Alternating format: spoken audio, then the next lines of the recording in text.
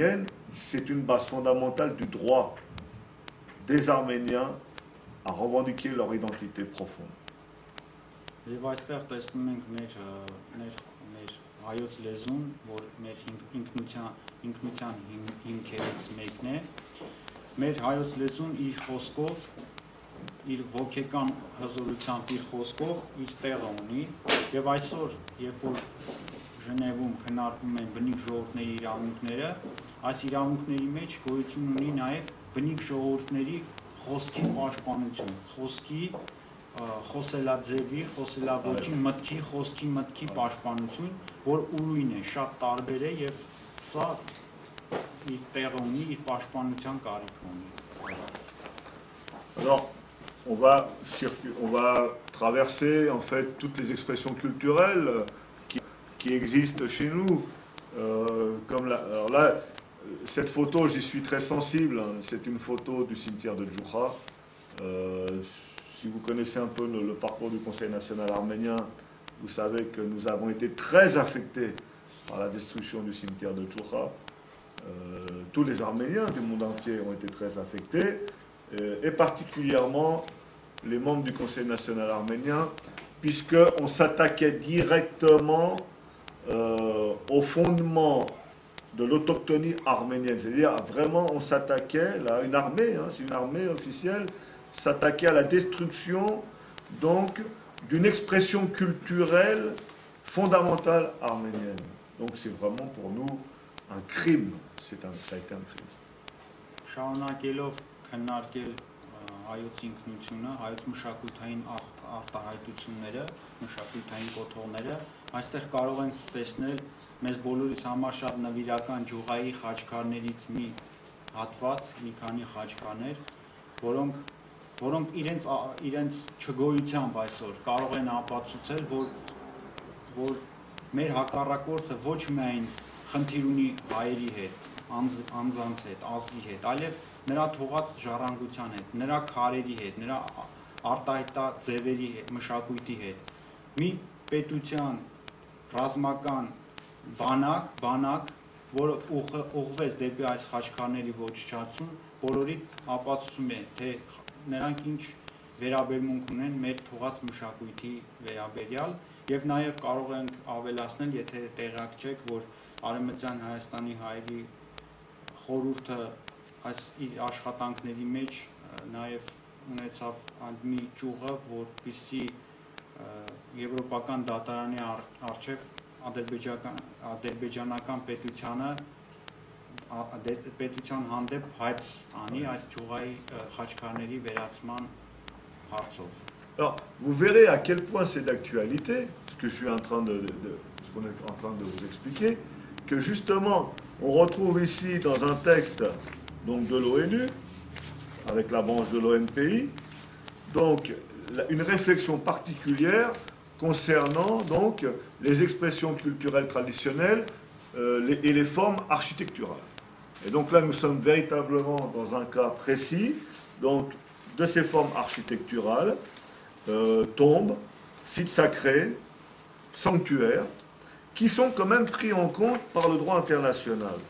Donc ça veut dire, alors il faut que vous sachiez que au niveau des droits des peuples autochtones, nous sommes en train de mettre en place un système juridique contraignant. C'est-à-dire que nous sommes, assis, vous verrez tout à l'heure, assis avec les États, à l'ONU, en train de mettre en place un système donc, juridique contraignant pour protéger les droits des peuples autochtones. Այստեղ մենք քննարկելով ճյուղայի խաչքարները բնիկ ժողովուրդների հանձնաժողովում քննարկվող օրենսդրական բազաներում տեսնում ենք, որ շատ մեծ տեղ է թողված բնիկ ժողովուրդների ճարտարապետական կոթողներին եւ այս կոթողների պաշտպանությունը շատ մեծ նշանակություն ունի։ Alors, il faut savoir que եւ այս կոթողների պաշտպանության այս հանձնաժողովում նաեւ քննարկվում է այնպիսի որոշումներ, տվյալ պետությունների արտակող արգելակող օրենսդրություն լինի, որպեսզի արգելակի պետությունների ոտնձգությունը հանդեպ իրենց տարածքի հուշարձանների ոչ չսպան։ Alors, on m'a envoyé un message par SMS. C'est une question qui est posée par donc un auditeur. Pensez-vous que le fait de ne pas savoir la langue arménienne influence l'identité? Effectivement, je précise, linguistique, la langue arménienne est un des facteurs fondamentaux de la préservation non seulement donc de l'identité arménienne, mais des Arméniens. Այստեղ մենք ստացանք մեր ունկնդիրներից մի հաղորդակցություն, որտեղ հարց է տալիս իսկ լեզվի մասին, ուրեմն լեզվի նշանակության մասին, ուրեմն ինչպես ասացինք, լեզուն, հայոց լեզուն դա մեր ինքնության հիմնաքարերից մեկն է եւ չիմանալով հայոց լեզուն, մենք մեզ արհեստականորեն մեր հայկական մշակույթի հետ առնչվելուց ետ ենք պահում եւ դրանով իսկ մեր ինքնությունը, մեր հայ լինելը դառնում է շատ ավելի թույլ, քան պետք է լիներ լեզուն։ On est plus faible sans la langue. Alors, au niveau du droit, vous avez le détenteur, le propriétaire, l'usufruit et le bénéficiaire. Eh bien, nous, en tant qu'Arméniens d'Arménie occidentale, nous sommes les détenteurs et les propriétaires de nos droits, de nos formes architecturales, de nos expressions orales, de notre culture, de nos savoirs traditionnels, de nos ressources génétiques. Et nous sommes les détenteurs directs de l'ensemble de ces composantes-là. Je prends pour exemple donc l'objet de la protection. Les termes ou combinaisons de ces expressions qui visent à montrer que les expressions culturelles traditionnelles ou expressions du folklore peuvent être tangibles, que l'on peut percevoir par le toucher, ou intangibles, qui doivent rester intacts, sacrés, inviolables, ainsi que les expressions orales, sont aussi susceptibles de protection, conformément à la nature souvent orale de l'expression culturelle traditionnelle. La protection des formes architecturales contribuerait à la protection des sites sacrés, tels que sanctuaires, tombes et mémoriaux, dans la mesure où ils font l'objet d'une appropriation ou d'une utilisation abusive au sens des présentes dispositions, je dirais abusive et illicite. Donc ce que je veux dire, c'est qu'aujourd'hui, le droit international intègre, vous voyez, sous forme d'un... Ça c'est un des textes, il y en a d'autres, sous forme de texte, tout ce qui concerne donc les populations autochtones, leur expression culturelle traditionnelle, leur savoir traditionnel.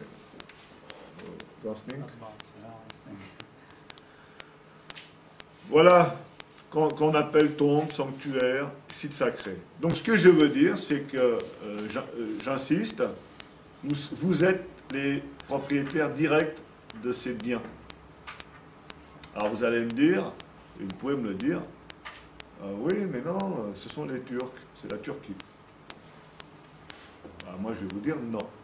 Selon le droit international, aujourd'hui, selon les textes du droit international, qui ont été reconnus par 144 États, y compris la Turquie, ces biens vous appartiennent. Alors la problématique, maintenant, c'est de s'asseoir et puis de décider ensemble qu'est-ce qu'on va faire.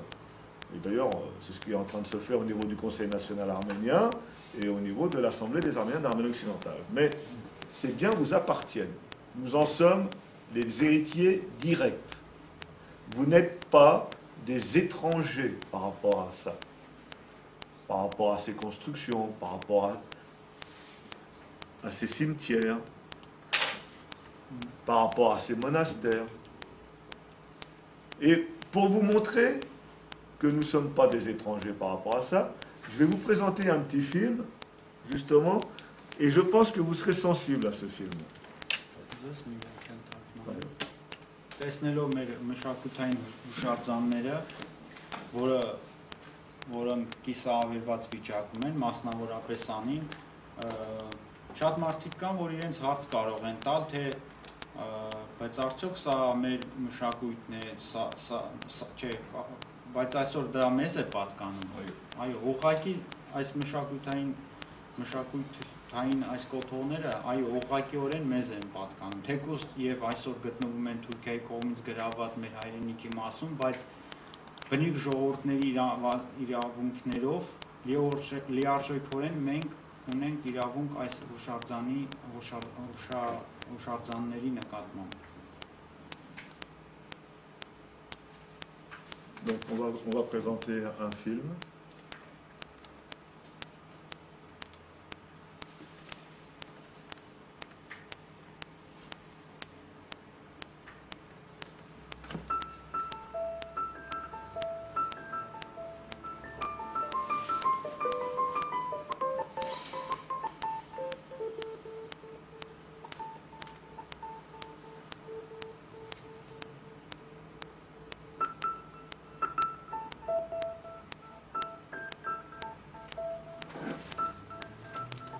Problème technique.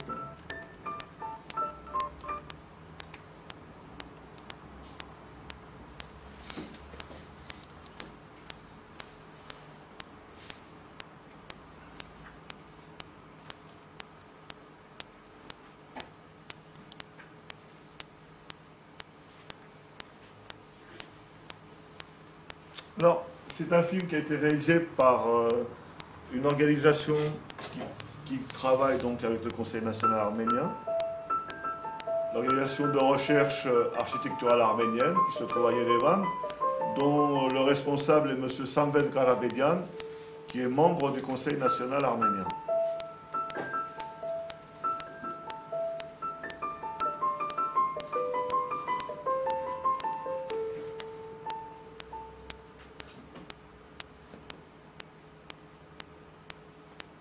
Il y a des gens qui ressemblent à un arbre.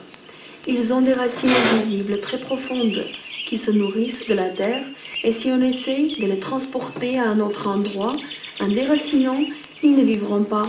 Ils se sécheront, ils étoufferont.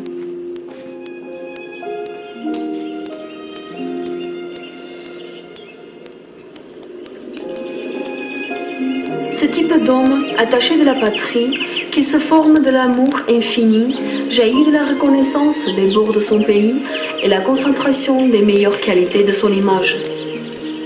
L'histoire nous a épurés et apporté leur ardeur et leur bien, souvent leur bonheur personnel et même des noms connus consacrer sa vie au nom de la patrie, tandis que ça serait juste de ne pas laisser dans l'oubli nos héros humbles non plus. L'héros, ce n'est pas seulement celui qui s'occupe du fusil et de la cartouche, ou celui qui se jette dans des batailles sanglantes en détruisant et en exterminant l'ennemi. L'héros est aussi celui qui, au prix de sa vie, maintiendra les trésors matériels et spirituels du peuple arménien, a dit l'un des personnes célèbres arméniens du combat pour la patrie, Vahan Papazian, le même Koms. Un tel héros était le vieux gardien du monastère de Varag, M. Petros. Qui est-ce qui ne connaissait pas ce vieillard doux de caractère, silencieux et toujours souriant? Qui est-ce qui n'avait pas joui de sa bonne hospitalité et de sa tendresse?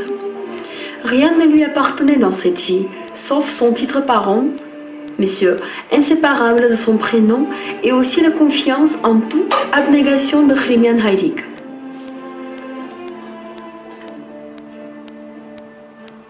Il est né à Van, environ à la fin des années 1840. On ne connaît pas non plus son nom de famille. À partir de 15 ans, il s'est installé au lieu sacré des habitants de Van, monastère de Varag. Il y a grandi en s'attachant avec son âme et son cœur de ce nid des aigles historique de Vaspurakan.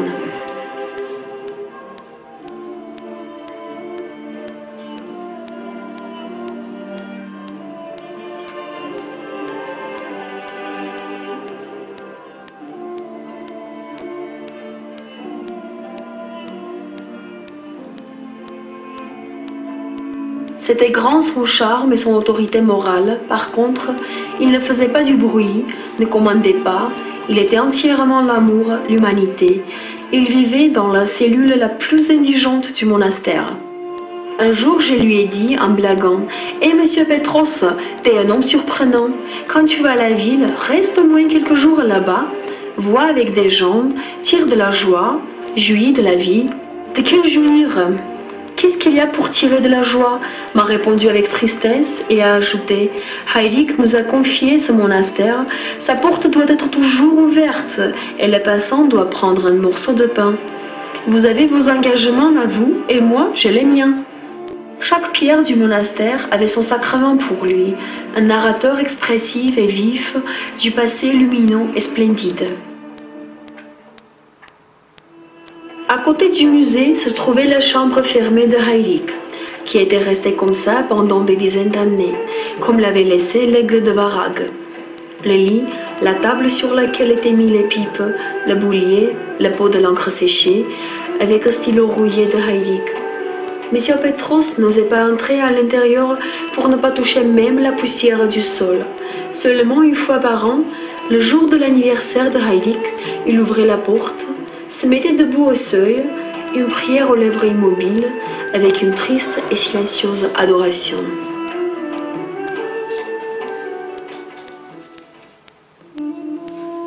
En plus haut du monastère, aux alentours des ruines de Varag supérieur, se trouvait l'endroit des exercices aux armes des combattants arméniens.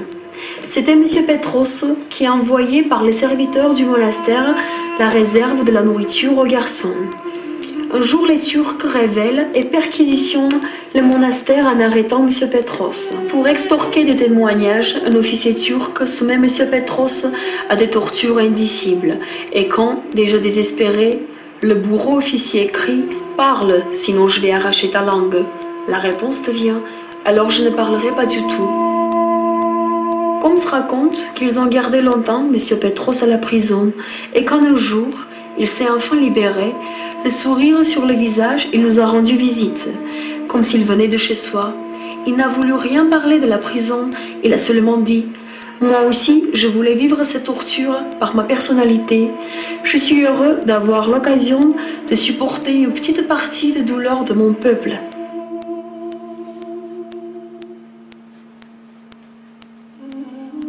En août de 1915, M. Petros a participé involontairement à la retraite conjurée des Russes, obligés aux habitants de Vaspurakan. Mais l'année suivante, avec les volontaires, il est revenu au monastère.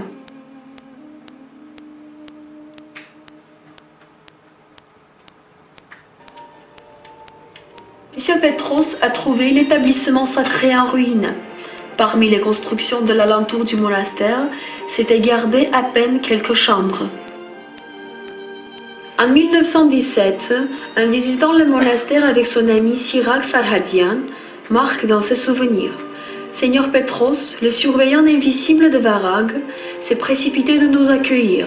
La tristesse et la reculade dominaient son âme, mais il tâchait de cacher ses sentiments, les étouffer, et comme il a été tout un demi-siècle, ce jour-là aussi, nous et les gens venant avec nous, il a rencontré avec le sourire et la gentillesse. Bonjour, vous êtes bienvenue. Pour moi, c'est une grande joie quand après 3 retraites successives, j'ai à nouveau le bonheur d'accueillir des compatriotes pèlerins comme vous et consoler mon cœur affligé.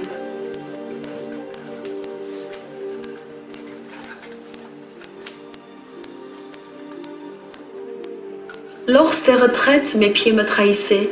Ils ne voulaient pas porter mon corps.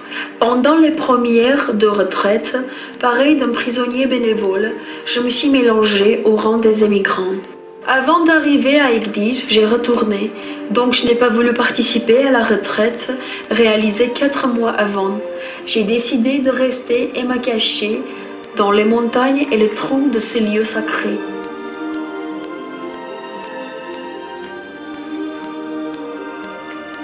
Et je me suis dit qu'en tous les cas, je ne pourrais pas survivre sans ce monastère sacré et adorable.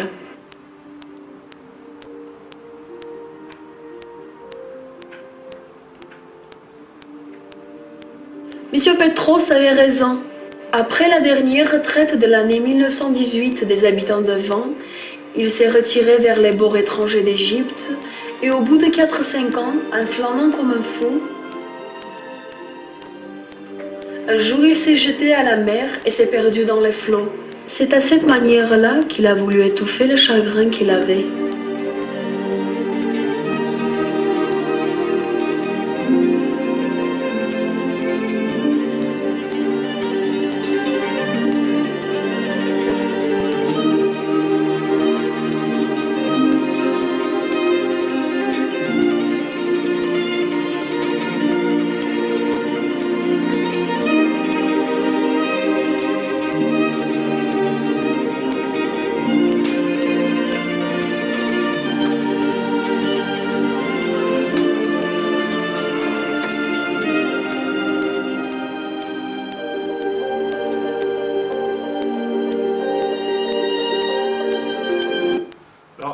dernière image, c'est le clin d'œil de Samvel, c'est pas une image au hasard.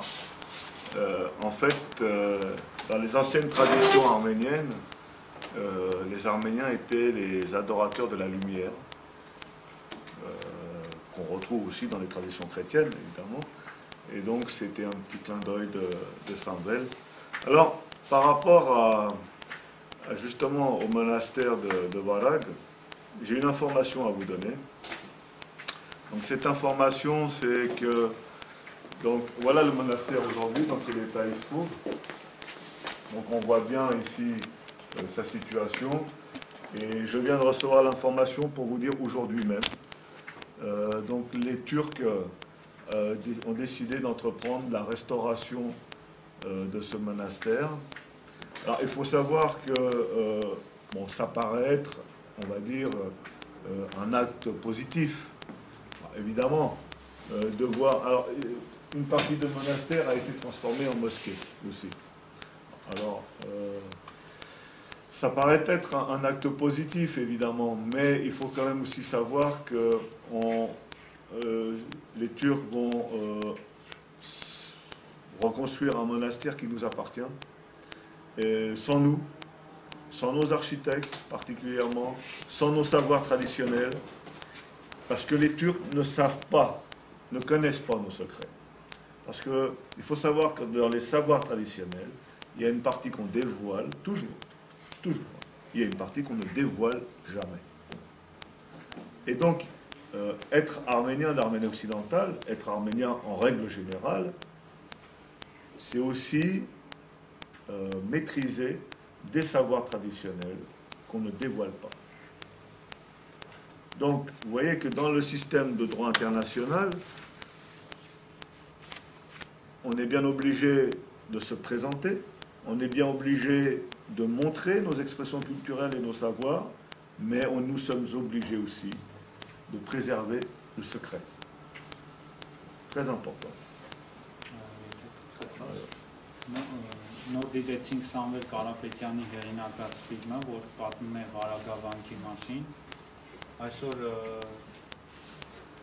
Վարագավանքը շատ ցավալի վիճակում է, գրեթե փլատակների է վերածված, եւ այսօր նորություն կա, լուր կա, թե թուրքական կառավարությունը ցանկանում է վերականգնել Վարագավանքը, բայց մի մասը վերածված է մզկիթի եւ այս լուրը կարծես թե ինչ որ պոզիտիվ դրական լուր է, բայց քանի որ մենք գիտենք թուրքերը ինչպես են վերականգնում, Անիում ինչպես վերականգնեցին, այստեղ իրենք վերականգնում են առանց հայ մասնագետների օգնության եւ առանց հայ ճարտարապետների օգնության, այսինքն իրենք կվերականգնեն եւ դա կլինի ինչ որ մի բան, բայց ոչ հայկական ճարտարապետական հուշակոթող։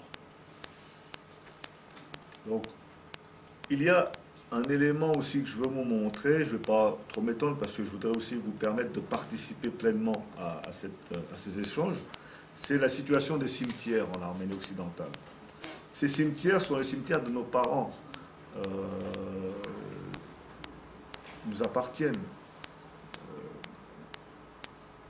que ce soit les ossements, que ce soit la superficie du cimetière. Aujourd'hui, il existe des organisations même d'Europe, arméniennes d'Europe, qui, sous prétexte de vouloir les protéger, font des procès à l'État turc, obligeant l'État turc, en fait, de se charger, de devenir propriétaire du cimetière pour sa protection. C'est-à-dire qu'on nous enlève, en pensant, en soi-disant, en pensant vouloir protéger nos cimetières, on nous enlève la propriété par le biais d'artifices procéduriers qui font que aujourd'hui l'État turc peut dire bah, regardez, les Arméniens ont porté plainte, ce cimetière est détruit par les populations locales, donc nous les prenons en charge et nous les protégeons. Et puis on a la procédure. C'est nous qui faisons ça actuellement.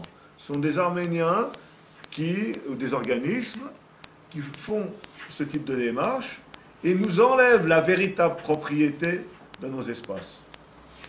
Bien entendu, c'est un long travail ensuite pour remettre ça en route. Donc, voilà une situation de nos cimetières.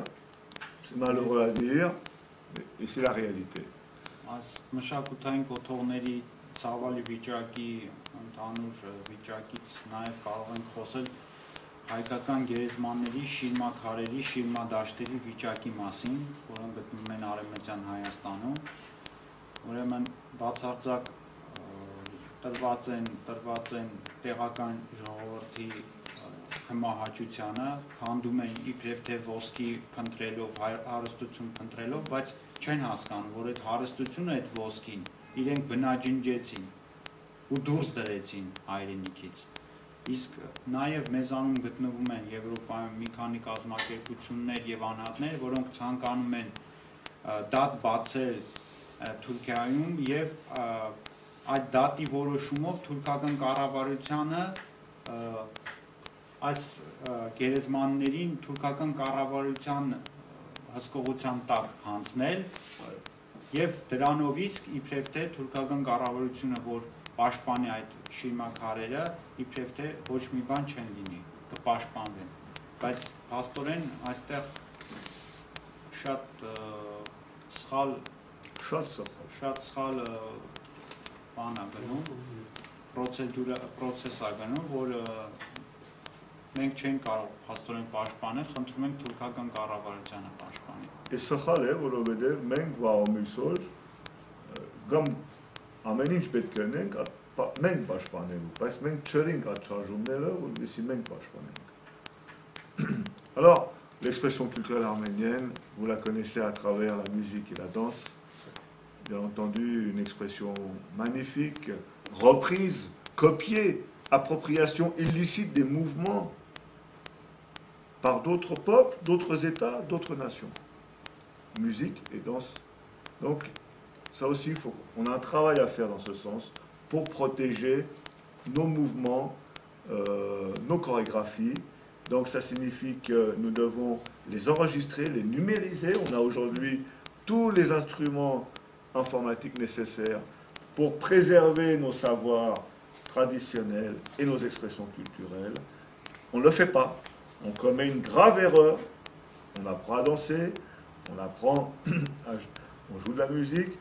On dit que le doudouk est devenu un instrument international aujourd'hui, puisqu'il a été enregistré à l'UNESCO. Mais le doudouk est un instrument national, pas international. C'est-à-dire que même enregistré à l'UNESCO, il fait partie des fondements de l'identité arménienne.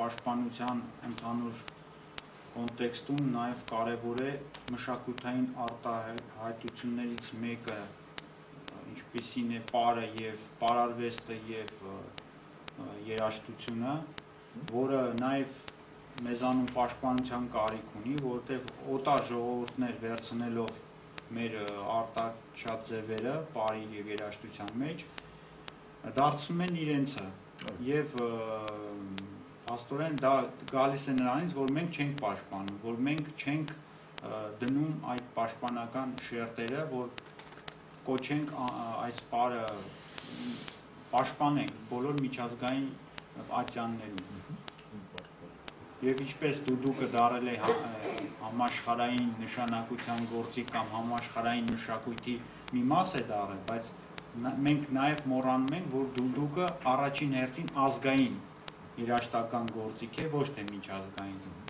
Tout comme l'art martial chez nous, ou la philosophie arménienne, ou la médecine arménienne. Il existe donc des livres de médecine arménienne qui traitent donc de toutes les maladies anciennes, donc des savoirs traditionnels, la philosophie arménienne, le code martial arménien, l'art musical, la fabrication des tapis, la soierie, la poterie, j'en passe et des meilleurs. Nous avons une richesse culturelle immense que nous laissons, que nous abandonnons, que nous oublions. Եվ այս մշակութային ժառանգության մեջ մտնում են նաև շատ տարբեր բնագավառներ, ինչպեսին է հայկական փիլիսոփայությունը, հայկական ռազմական մարտարվեստները, գորգագործությունը, հայկական բոլոր մշակութային Il faut revenir sur la médecine traditionnelle arménienne. La médecine traditionnelle arménienne est une médecine au niveau de l'identité arménienne, équivalente à la langue arménienne. C'est-à-dire que savoir parler l'arménien est un premier acte de médecine. Savoir chanter en arménien est un acte médical. C'est-à-dire que ça a tout de suite un effet sur soi. Un effet donc d'apaisement, de déstressement. Ça a tout de suite un effet positif. Donc le chant, le verbe, les expressions orales, la médecine traditionnelle, on s'aperçoit que tous ces éléments d'expression culturelle ont des liens entre eux, ont des liens par rapport à l'autochtone, par rapport à l'individu avec ses racines. Խոսելով հայ ժողովրդական բժշկության մասին, կարող ենք նշել մի փաստ, շատ զարմանալի, բայց իրոք ուսումնասիրած փաստ, որ հայի համար սկսել խոսելը հայերեն արտահայտվելը, հայոց լեզու կրողը դառնալը, դա արդեն առաջին քայլն է կազդուրման, որտեղ հոգեկան հազար ու մի կապերով մենք կապված ենք մեր այս հոգեվիճակը եւ մեր մարդկային կերպարը, գենը հայկական։ Et puis bon, alors je vais pas m'étendre parce que je vais vous laisser intervenir. Il y a un point quand même, je vais revenir sur le devshirme, l'impôt par le sang et l'esclavagisme. Donc rappelez-vous, les Turcs utilisent les populations autochtones pour pouvoir augmenter en nombre, préserver leur développement. Les garçons, les petits garçons, les enfants, pour préparer des futurs militaires, des armées, et les jeunes filles dans les harems, hein, pour, vous savez de quoi je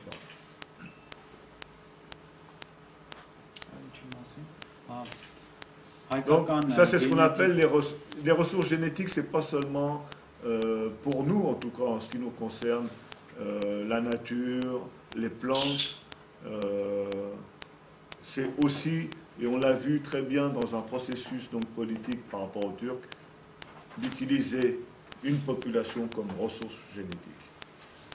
Այստեղ նաև կարող ենք խոսել հայկական կենսաբանական տիպի մասին, կենսաբանական անվտանգության մասին։ Դարեր շարունակ մեր թշնամիները օգտագործել են մեր կենսաբանական ռեսուրսները, կարողությունները, տղաներին օգտագործել են որպես զինվոր ելնիչերության տանելով, իսկ աղջիկներին օգտագործել են հարեմներում եւ այսպես շարունակ, քանի որ անվտանգության բնիկ ժողովուրդների անվտանգությունը դրանով է։ Je vais aller un peu plus vite, Alors, les droits et savoirs coutumiers des peuples autochtones, donc ce sont les bases des droits de l'homme et les bases de nos droits actuels.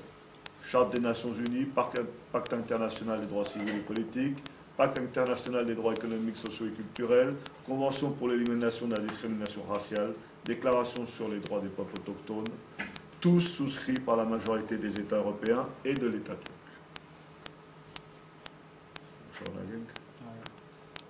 Donc, ça c'est simplement un texte, je vais le résumer en un mot.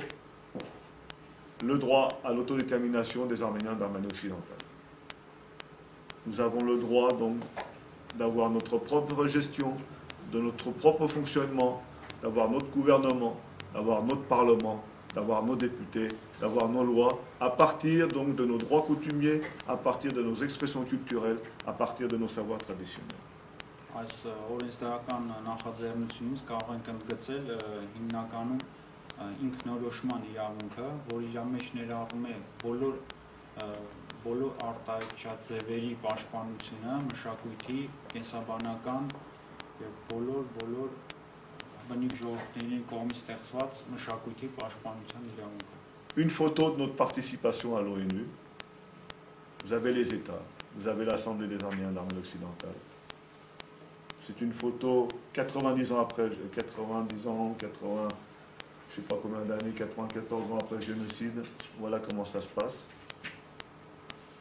Այս նկարում, եթե մեր դիտողները, հեռուստադիտողները չեն կարող տեսնել, բացատրեմ, ուղղակի մեր մասնակցությունն է, Արևմտյան Հայաստանի հայերի մասնակցությունն է բնիկ ժողովուրդների համագումարին, ՄԱԿ-ի կողմից կազմակերպված, ուրեմն տասնամյակներ հետո որպես հրաշքով փրկվածներ մենք դեռ գոյություն ունենք եւ այսպիսի երկրների կողքին, ինչպես Ռևանդան է, Ուկրաինան է, Թուրքիան է նույնիսկ, մենք մեր իրավունքներն ենք առաջ քաշում եւ աշխատում ենք բնիկ ժողովուրդների օրենսդրությունը հարմարեցնել, ավելի ճկուն դարձնել, ավելի պաշտպանող։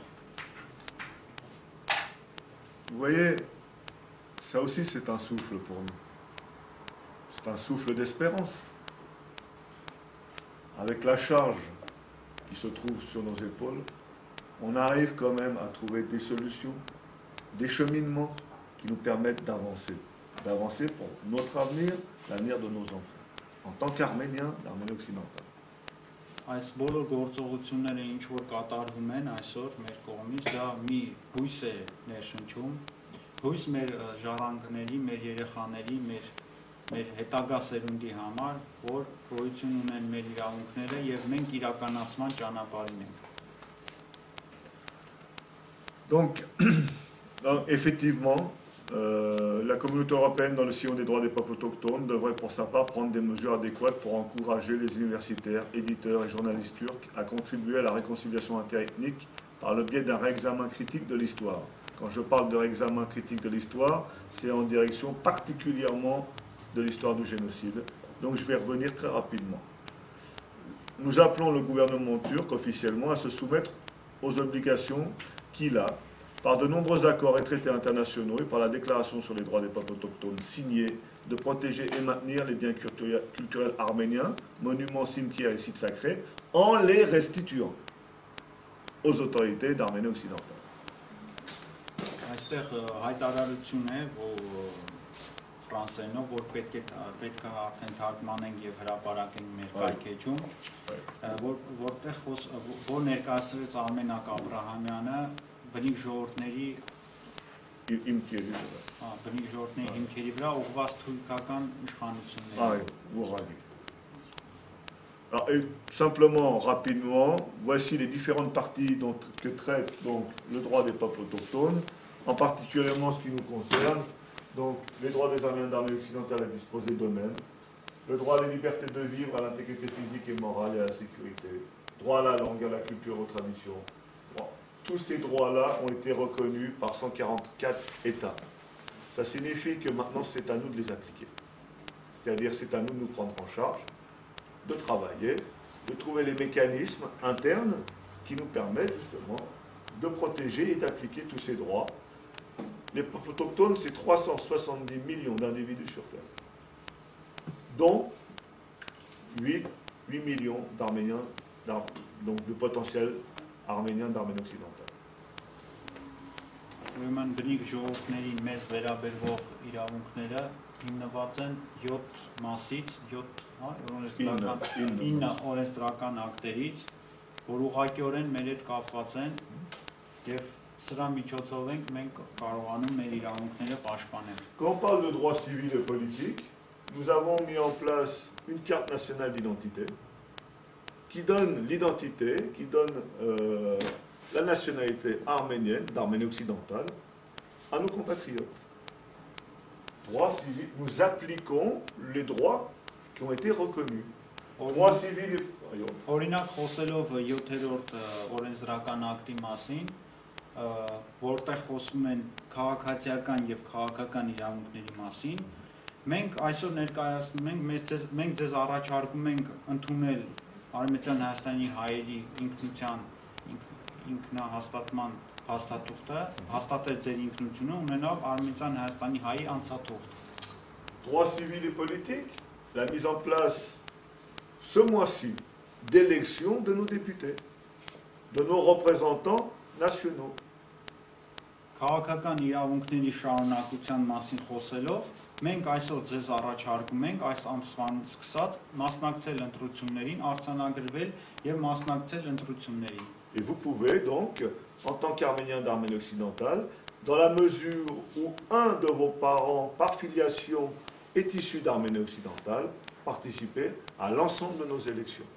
Մենք ձեզ առաջարկում ենք, եթե ձեր ծնողներից մեկը Արմենիան Հայաստանի ծագում ունի Արմենիան Հայաստանից, կարող եք մասնակցել մեր ընտրություններին եւ դրանով իսկ նպաստել մեր իրավունքների կայացմանը, մեր իրավունքների հաստատմանը, մասնակցել մեր կազմակերպության աշխատանքներին եւ ընտրել օրենսդրական բոլոր նախաձեռնություններին ձեր մասնակցությունը ունենալ։ Donc ça c'est ce qui concerne l'application de nos droits. Je vais faire un petit traitement sur le génocide. C'est très important pour nous. Mais l'approche, vous allez mieux la saisir. Cette étude traitera de la destruction et de la confiscation et de l'appropriation illicite des établissements et des monuments arméniens comme une continuation d'un processus génocidaire. De 1894 à nos jours, au niveau du processus. Elle montrera comment les gouvernements successifs turcs continuaient intentionnellement le processus génocidaire en détruisant toute trace de vie et d'existence de la civilisation arménienne dans le berceau historique des Arméniens. Le génocide des Arméniens consiste en l'exécution d'un plan d'extermination visant à anéantir de son lieu d'habitation originel la nation arménienne, population ethniquement homogène qui avait les caractéristiques suivantes: un lieu de vie d'habitation, un nombre important de plus de 3 millions de membres, des croyances, une langue et ses écoles, un fonctionnement collectif et politique, et enfin une histoire datant de plusieurs millénaires sur un même sol. Pourquoi je vous montre ça? C'est pour cette raison-là que nous ne disons jamais, nous, génocide arménien. Nous disons génocide des Arméniens. Parce que le génocide est un crime. Si vous dites que ce crime est arménien, ça signifie qu'il y aurait peut-être une façon arménienne de tuer des populations. On ne dit jamais génocide arménien. C'est une falsification de la présentation des réalités. On dit génocide des Arméniens. Alors vous allez me dire, je joue avec les mots, mais on est dans un cadre juridique. Ուղղակի մի երկու բառով կարող ենք խոսել ցեղասպանության ընդհանուր իրավաբանական խնդիրների մասին։ Ցեղասպանության մասին խոսալով իհարկե խոսում ենք ոչ թե 1915 թվականի մասին միայն, այլ 1894 թվականից մինչև 1923 թվականը տեղի ունեցած թուրքական իրար հաջորդող իշխանությունների կողմից կատարված ցեղասպանական ամբողջ ժամանակահատվածը, ցեղասպանական ամբողջ գործընթացը։ Alors, ce que je vous présente maintenant, c'est la position officielle du Conseil national arménien, Conseil national des Arméniens d'Arménie occidentale. La restitution, la terre comme prix du sang. Le crime de génocide est par définition un crime irréparable. Aucun acte, aucune mesure, aucune action, aucun prix, ni aucune volonté ne pourrait réparer les victimes, ainsi que les générations de victimes conséquentes à un crime de génocide. Et là, on précise les générations de victimes, effectivement. Ce qui implique que la reconnaissance de la culpabilité de ce crime par un État aujourd'hui négationniste ne peut être qu'une reconnaissance hautement morale, qui aurait pour conséquence une restitution tout aussi hautement morale, c'est-à-dire la restitution des terres et la constitution d'un foyer national indépendant. On ne peut pas demander de l'argent face à un génocide. C'est-à-dire, si autour de vous, je ne sais pas où, dans des associations arméniennes, où on vous parle d'une rétribution ou d'une réparation financière par rapport au génocide, on est en train de rabaisser le génocide des Arméniens en marchandage et on commet un acte moralement criminel. La seule chose la seule chose qui peut se placer face à un crime contre l'humanité tel qu'un génocide, c'est la restitution de nos terres et la constitution d'un foyer national indépendant. Et là, c'est le mot indépendant qui est, sur le plan juridique, très, très, très, très important. Voilà, on ne parle pas d'autodétermination. Il y a une différence entre autodétermination et indépendance. On parle là, ici, d'indépendance. Vous avez le droit à l'indépendance. Իրավաբանական կողմերի մասին խոսելով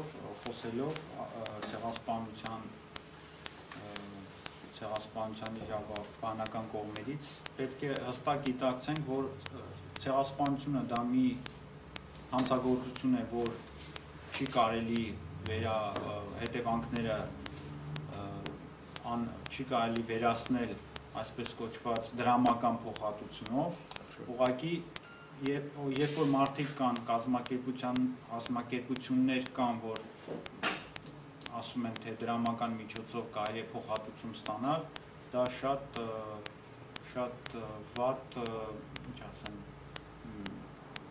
շատ վիրավորական է հայի համար, հետևանքների ուղղակի չնչին վերացում կարելի է դրա մասին կարելի է խոսալ, օրինակ մեր հողերի վերադարձ եւ ազգային պետականության վերակերտումը մեր տարածքների վրա եւ անկախ պետականության վերակերտման մասին. Par contre, les réparations comme conséquence du génocide, c'est-à-dire les survivants arméniens du génocide turc, elle est turque le génocide, il n'est pas arménien cette fois-ci. C'est normal, c'est un crime contre les Arméniens. Et leurs descendants ont droit à des réparations morales, juridiques et matérielles, telles que l'aide au retour, même si celle-ci doit être nécessairement adaptée aux circonstances présentes. Ce dont je parle là, ce n'est pas quelque chose en l'air, c'est quelque chose qui a été traité le 10 août 2009 à l'ONU, au mécanisme d'experts des peuples de l'ONU, des peuples autochtones, devant tous les États. Donc je ne suis pas en train je ne rentre pas dans l'utopie, ce sont des problèmes qui sont actuellement traités. Moi je suis dans l'actualité, hein, je suis dans la réelle politique, je suis dans l'actualité, en fait je vous transmets les travaux actuels. Alors peut-être qu'on est en avant par rapport au monde entier, effectivement, puisque on est en train de mettre en place des systèmes juridiques contraignants pour faire appliquer tout ça par les États. Mais je suis obligé, c'est mon devoir, et il me fait un plaisir de le faire, de vous transmettre toutes ces informations. Ուրեմն հստակ գիտակցենք, որ ցեղասպանության դիմաց փոխհատուցում գոյություն չունի։ Միակ բանը, որ ցեղասպանությանը կարող է հաջորդել, դա մեր հողերի եւ ազգային պետականության վերաստեղծումն է, իսկ ինչ վերաբերվում է հետևանքների վերացումը, դա ուղղակիորեն կապված են հայերի անհատական իրավունքների հետ, որին հետևում են բոլոր տեսակի փոխհատուցումներ, ոչ թե ցեղասպանության հետևքայլ, ցեղասպանության զոհերի, ցեղասպանությունը պատերի հայերունքն են, որ իրավաբանական տերը, որպեսզի ստանան փոխհատուցում, բայց առաջինը դա չի կարող լինել այս հանցագործության փոխհատուցում այդ ինչ-որ Voilà. Pour finir sur cette question, il serait contraire à toute morale et à tout droit de reconnaître aux Turcs une prime pour les massacres qui ont bouleversé le rapport des nationalités en Arménie occidentale. Donc ça c'est très important. Je veux vous le présenter, je veux vous le transmettre. Si on dit Anatolie pour notre pays, plutôt qu'Arménie occidentale, si on dit Anatolie orientale, si on dit Turquie, etc., on commet un acte criminel. Les statistiques prises en considération par le Conseil national seront celles d'avant le début d'application de la phase d'extermination en 1894, comprenant l'équivalent de 3 millions d'Arméniens en Arménie occidentale dans les provinces arméniennes de l'Empire ottoman. Donc ça sera la base, en fait, de la démarche procédurière et juridique que nous allons mettre en place en 2010 devant la Cour européenne des droits de l'homme vous allez en entendre parler, je vous le préviens, c'est une annonce que je vous fais. À partir de cette année, on lance une procédure par rapport au génocide. Donc on pourra en reparler si vous avez des questions. Mais là, je vais finir. Ուրեմն ցեղասպանության հետևանքների վերացումը դա իրավաբանական մեծ աշխատանք պահանջող դա մեծ գործընթաց է եւ 2010 թվականին մեր առաջին գործերից մեկը դա է լինելու իրավաբանորեն պատրաստելու ցեղասպանության գործը եւ սկսելու իրավաբանական բոլոր գործընթացները որպեսզի տեղի ունենա դատական mi process. Alors,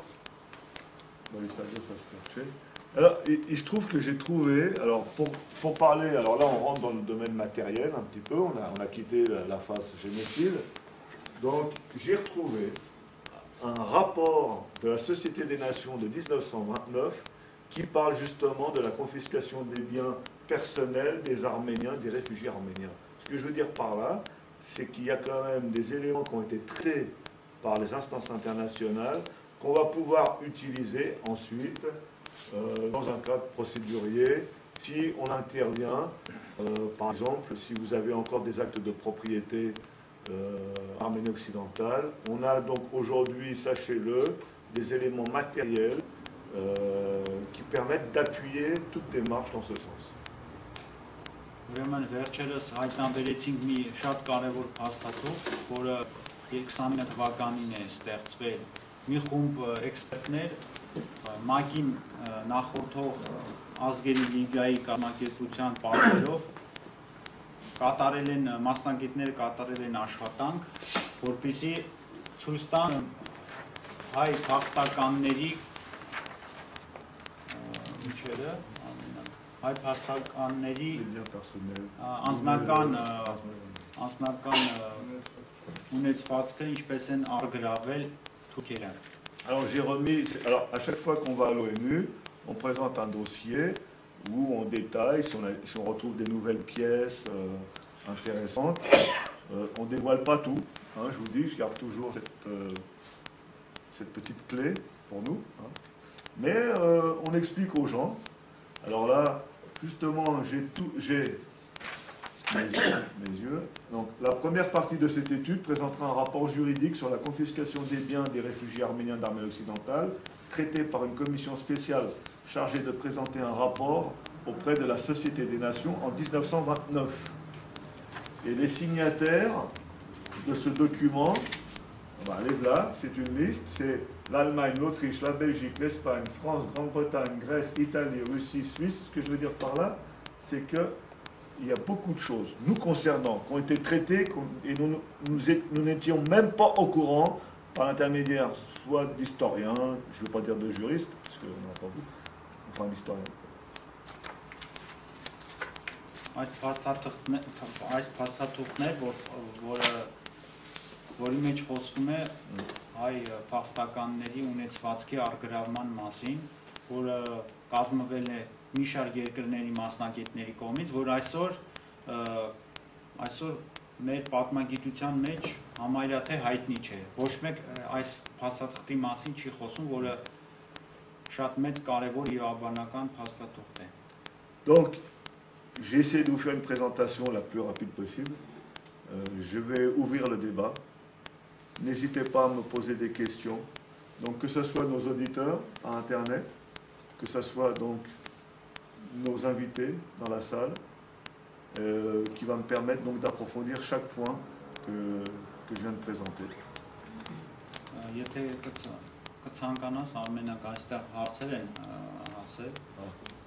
On a quelques questions.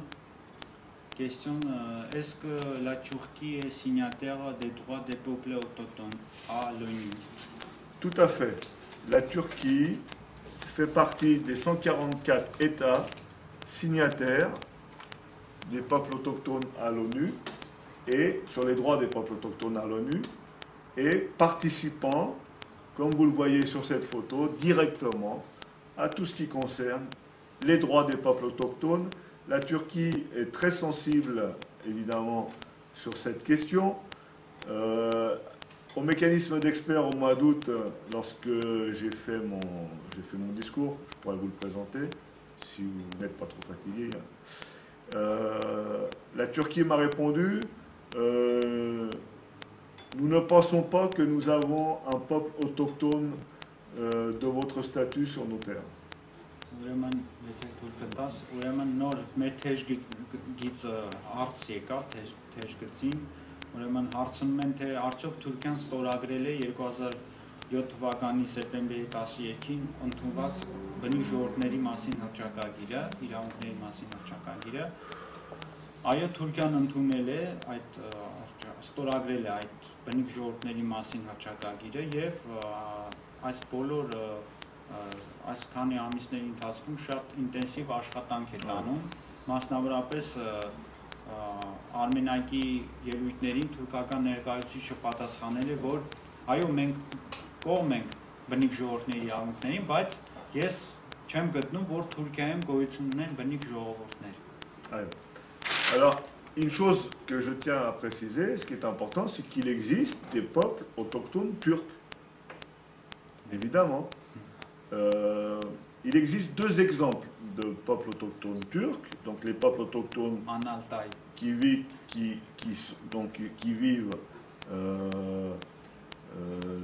dans les régions d'Asie centrale, et il existe aussi des peuples à racines turques. Par exemple, en Ukraine, vous avez les Tatars, qui sont considérés comme peuple autochtone. Alors, je vais vous expliquer pourquoi. Parce qu'il y a une raison là. Կարող ենք այստեղ ասել, որ օրինակ այո, կան թուրք բնիկ ժողովուրդներ, չեն կարող ասել, որ չկան, բայց իհարկե նրանք չեն գտնվում Թուրքիայի տարածքում, նրանք գտնվում են Միջին Ասիայում կամ Ալթայում, կամ էլ օրինակ Ուկրաինայում բնիկ ժողովուրդ է կարգավիճակ է ընդունել բնիկ ժողովրդի, կարգավիճակ է ընդունել Թուրքիայում Ղրիմում բնակվող թաթարները։ Alors pourquoi les Tatars? Parce que l'Ukraine a reconnu que les populations qui vivaient avant sa constitution en État, qui vivaient sur les terres d'Ukraine avant sa constitution en État, sont les peuples autochtones d'Ukraine. Vous avez les Tatars et il y avait aussi les Arméniens. Օրինակ զարմանալի չէ, որ Ուկրաինայում ընդունվել է թաթար ժողովուրդը ընդունվել է Ղրիմի թաթարությունը որպես բնիկ ժողովուրդ, քանի որ ուկրաինական օրենսդրությամբ բնիկ համարվում են այն ժողովուրդները, որոնք արդեն այդ տարածաշրջանը բնակեցնում են նախքան ուկրաինական պետության ստեղծումը, այսինքն այստեղ եւ Ղրիմի թաթարներն են դառնում Ուկրաինայի բնիկ եւ նաեւ հայերը։ Sur le plan, dans ces considérations-là, donc on retrouve la même situation en Géorgie par rapport au Javark et aux populations arméniennes du Javark. Նույն այս օրենսդրական նույն դրամաբանությամբ նաեւ կարելի է հստակորեն Ջավախքում բնակվող հայ բնակչությանը համարել բնիկ ժողովուրդ, որ բնակվում է այսօր Վրաստանում։ Sans compter que les Arméniens sont au Javark. On a retrouvé des Vishabakal au Javark, donc les Arméniens sont au Javark depuis près de 8 à 10 000 ans. Այո, եւ Ջավախքի բուն ազգաբնակչությունը դրանք էթնիկ հայեր են, որովհետեւ հենց Հայաստանի հայկական լեռնաշխարհի բոլոր պատմական դարաշրջանները նաեւ անցել են Ջավախքի տարածքում։ Վիշապաքարեր, Վիշապի պաշտամունք եւ այլն։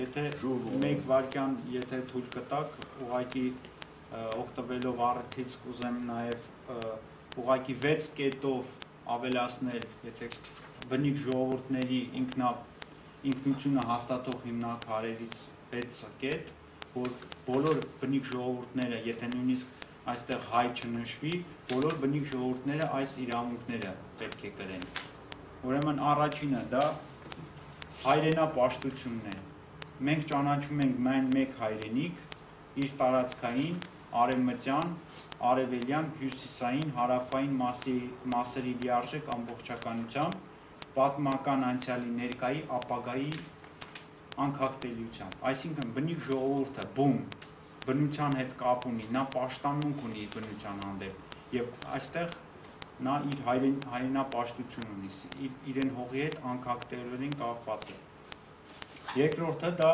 հայրենատիրությունն է։ Բնիկ ժողովուրդը անձնապես պատասխանատվություն է կրում իր հայրենիքի ճակատագրի հանդեպ, ստանձնելով գործուն մասնակցություն ի նպաստ իր հայրենիքի։ Երրորդ կետը հայախոսություն, այսինքն մենք հայոց սուրբ լեզվի կրողներն ենք կամ ձգտում ենք հայալեզու լինել, քանի որ նրա շնորհիվ ենք հայ մտքի ջահակիրը դառնում։ Չորրորդ կետը մեր ինքնության հիմնականություններից մեկը դա հայրենադարձությունն է։ Մենք հայրենիքից դուրս գտնվելու դեպքում նախապատրաստվում ենք մեր եւ մեր ընտանիքի վերադարձը դեպի հայրենի հողը, քանի որ գիտակցում ենք օտար միջավայրի ծուլողական վտանգը։ Այսինքն բնիկ ժողովուրդը չի կարող առանց իրեն հայրենիքի ապրել։ Եթե բնիկ ժողովուրդը ստիպված հեռանում է հայրենիքից, նա երկու ճանապարհ ունի, կամ ինչպես թուրքերը դառնում է նվաճող,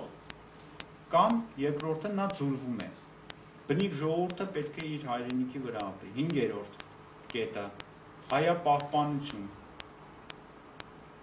Մենք մեծ նվիրումով մեր ծնունդներին հայ ենք դաստիարակում։ Նրանց ենք հաղորդում մեր սրբազան մայրենի լեզուն, պատմությունը, մշակույթը։ Մեր մատաղ սերնդին ազգային հոգևոր ժառանգության փոխանցումով ճիշտ կիրականացվի հայկական սերնդափոխանակությունը, կապահովի ազգային զարթոնքն ու վերելքը։ Եթե բնիկ ժողովուրդները սերնդափոխանակությունը չպահպանեն, եթե մշակույթը չփոխարինվի, չտարածվի, չփոխանցվի իր սերնդերին, նա արհեստականորեն կմեռնի, փաստորեն եկող սերունդը արդեն նույն կապը չի ունենա։ Եվ 6-րդը հայապաշտպանություն, այսինքն մենք հայ ազգի կենսաբանական անվտանգության ուղղակի պահապաններն ենք, քաջառողջ լինելու պարտավորություն ունենք մենք, մեր մարմինը առողջական տաճար համարելով այն փչացման եւ ինքնամսխման ենթակա չէ։ Մենք գիտակցում ենք, որ առողջ մարմնում է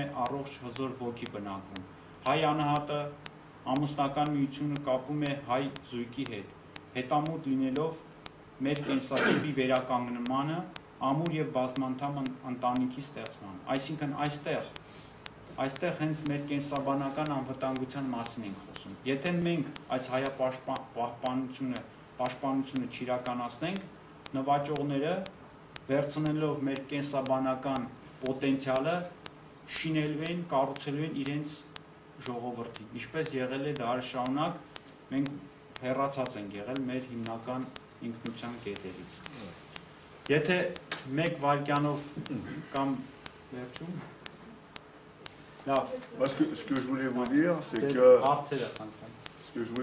que vous avez ça en vous.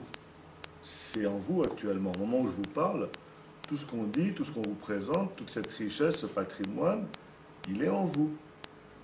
Alors, soit vous le ressentez, soit on va vous aider, on vous aide à vous rappeler certaines choses, mais en règle générale, on s'adresse à des individus, à des gens qui ont déjà un vécu, qui ont cette charge au fond d'eux-mêmes. Vous l'avez.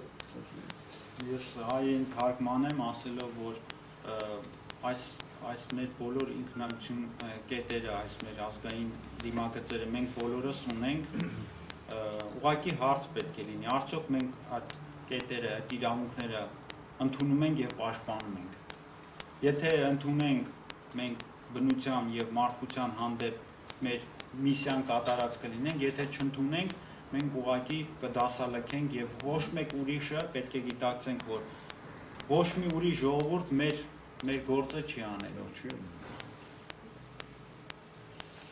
Oui, il y a une quarantaine d'associations à Marseille, peut-être un peu plus à Lyon et à Paris, disons entre 120 et 150 associations qui, au sein du CCRF, dont je fais partie, conjuguent leurs efforts dans actuellement 3 directions. Une direction qui est la lutte pour obtenir une loi contre le négationnisme, le génocide. Une deuxième direction qui est la mise en place une structure élue démocratiquement et ça va être déclenché incessamment sous peu, tout est en place. Et troisième direction actuellement, de se poser des questions concernant le protocole. Donc, quelle est votre opinion par rapport à ces efforts? Non pas, je ne veux pas les comparer au travail extraordinaire que vous faites, mais est-ce que vous pensez que par rapport à ce que vous faites, c'est complémentaire, c'est utile, c'est inutile? Est-ce que ces associations perdent leur temps? Voilà. Enfin, quelle est votre opinion là-dessus? Alors, tout d'abord, je vous remercie de m'avoir posé cette question parce que c'est vraiment une question importante pour nos compatriotes vivant en France. Première question. Le combat contre le négationnisme du génocide. C'est une question fondamentale, mais comme je vous ai dit tout à l'heure, c'est le verbe qui, au niveau suite à l'identité, forge le droit. Donc nous avons un problème par rapport à la définition de l'acte même du génocide. Jamais, à travers la planète, les Arméniens n'ont, en une phrase, correctement défini, déclaré officiellement, de leur côté, ce qu'ils ont subi. Nous avons cherché qu'on peut avoir pour témoigner que nous sommes les véritables détenteurs des droits sur nos cimetières. Pourquoi? Parce que jusque maintenant, un Français d'origine arménienne ne peut pas faire cette démarche-là. Le CCAF, en tant qu'organisation française des Français d'origine arménienne, aurait du mal à dire nous sommes les détenteurs, les véritables propriétaires du cimetière de Choucha en Afrique. Et tout vient du positionnement identitaire. C'est pour ça que j'invite tous les Arméniens à se rassembler au sein de l'Assemblée, qu'après vous ayez des positions politiques, c'est votre propre choix, ça n'a rien à voir. Là, je ne parle pas de renforcer cette position identitaire qui consiste à refaire vivre l'Arménie occidentale, qu'ensuite vous ayez des problématiques politiques. Il y a à Vantagram, ça chacun c'est un pays, il y a plusieurs politiques. Voilà, on parle des anciens partis politiques, il y a des partis qui se font, qui se défont. Il y a la Kurde, c'est pareil. Voilà, donc si vous voulez, ça c'est la vie un petit peu de nos populations, et ça c'est normal. Oui, d'ailleurs.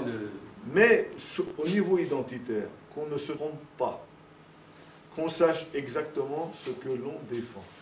Et lorsqu'on vous dit vous n'êtes pas autochtone parce que vous n'êtes pas né en Arménie occidentale, ça voudrait dire vous n'êtes pas arménien. C'est de l'injure raciale. En plus, je vais vous dire, celui qui est né dans l'avion, il est d'où? Hein? Et en plus, je vais vous dire autre chose. Vos grands-parents ou vos parents viennent directement d'Arménie occidentale. Vous êtes directement un enfant de cette population-là. Comment on peut vous dire vous n'êtes pas autochtone? Ça ne veut rien dire. Vous êtes les meilleurs représentants de ce peuple. Il n'y en a pas d'autres d'ailleurs. Oui, mais autochtone, ça veut dire qu'il vit sur sa terre. Non. Non, attention. Il y a cette nuance. Attention. Je répète, vous êtes les meilleurs représentants de ce peuple.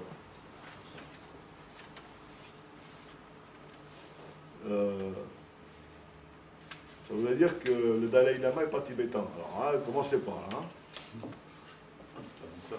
Ah si, il ne vit pas sur ces terres, vous dites. Donc c'est plus compliqué, en réalité. Au niveau des définitions, c'est plus compliqué. Ils n'ont pas subi un génocide. Non, mais c'est plus compliqué au niveau des définitions. Ah, il y a des interdits. La question qui viendrait tout de suite après, dire mais pourquoi nous ne vivons pas sur nos terres? Voilà. Donc à partir de là, on rééquilibre un peu la situation. Méfiez-vous des on-dit, méfiez-vous des clichés, méfiez-vous de la discrimination interne, Et vous verrez qu'après, on aura réglé beaucoup de problèmes. Je vous invite à passer. Մեկ վայրկյան ուղղակի Je transmets la parole à M. Margilo Chabaz.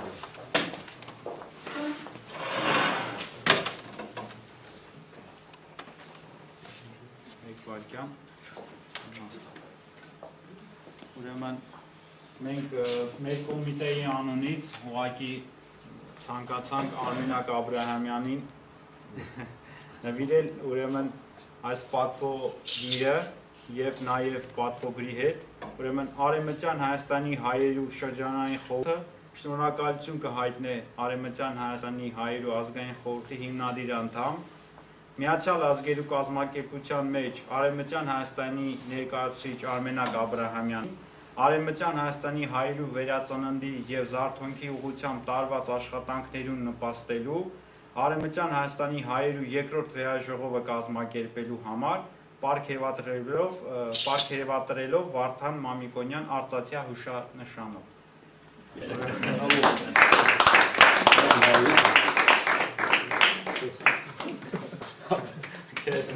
Հուշանշան էս է պատվոգիրը։ Avec les certificats. Atın medayner aldı da. Varsa ha? Անպայման։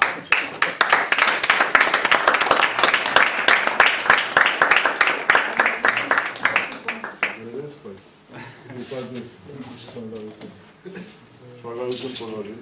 Համեցեք Şarkı.